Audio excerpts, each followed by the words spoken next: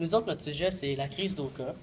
Euh, pourquoi la crise a commencé? C'est parce que le maire il voulait établir sur un cimetière ancestral de la ville d'Oka. Il voulait mettre un terrain de golf. Il voulait empiéter sur euh, le, le cimetière. Mais dans le cimetière, il y avait plein de gens connus, des gens importants pour les Amérindiens. Donc au départ, ça a commencé à cause de ce geste-là de la part du maire qui voulait faire construire sur le cimetière.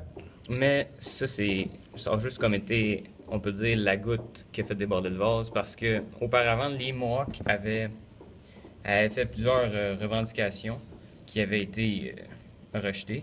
Puis ça les insultait un peu parce qu'ils se faisaient traiter un peu comme s'ils étaient pas importants. Puis la communauté au complet, ils, ils voulaient pas d'eux, puis ils leur disaient qu'ils n'avaient pas leur place au Québec.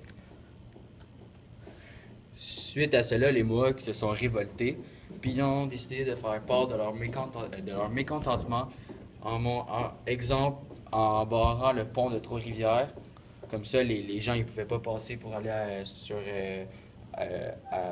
où il y a la crise d'Oka, ils pouvaient pas y aller.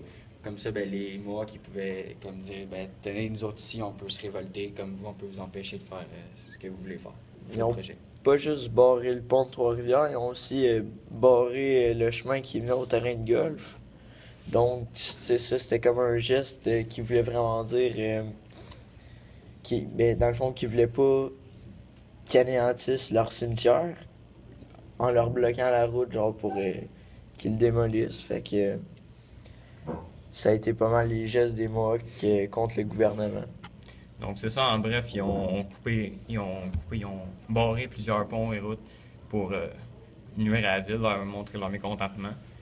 Puis Suite à ça, la ville a fait venir l'armée, puis c'est là qu'il y a eu commencé à avoir le conflit armé pendant la crise d'Oka. Ouais. les hostilités. Merci.